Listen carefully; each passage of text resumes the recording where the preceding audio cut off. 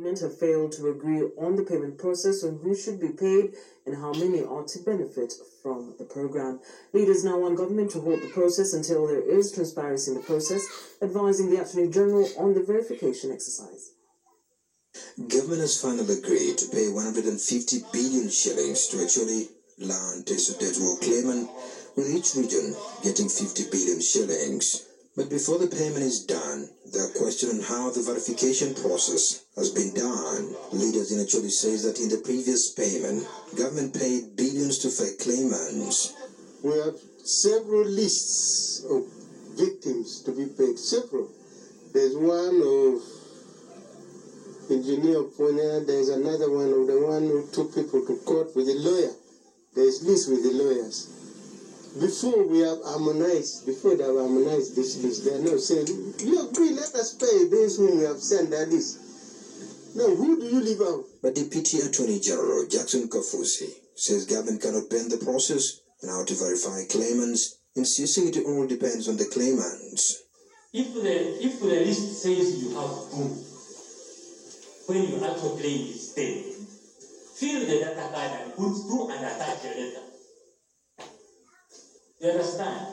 Following a series of failed meetings between government and the claimants, State Minister in charge of Northern Uganda, Grace Kwechwin, admits government has made a few mistakes in handling the claims and must be willing to listen to claimants before the payments are made. There were costs in the list that people were being paid inadequately. Some people say half a cow or something like that. So this team of persons of integrity is going to help this process through. So as we look at it now, it is no longer a two-persons affair. It is no longer an officer from the Attorney General and a lawyer affair. In a consultation meeting with the claimants, Acholi MPs asked government to stop the process of payments unless there is clarity on the payment procedures. In the last elections, people were told to open up their account. They ran up and down getting letters from the Gisus, but up to now nothing is done. As one of the leaders from Acholi sub-region, we are now requesting government that let the issue of compensation be done once and for all. The Attorney General must hold the process of the yellow forms which is being filled in the community.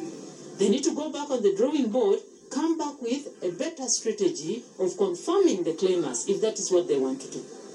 They're telling us to go back to the kraal, the claimants to go back to the kraal, show where the kraal was. Their parents died. Most of these claimants died. They lost their lives. They are old people. They even died with frustration because they thought they would be paid. How do you expect someone, a young kid of 18, 20, 30 years who grew up probably in the camp, to know where the original kraal was?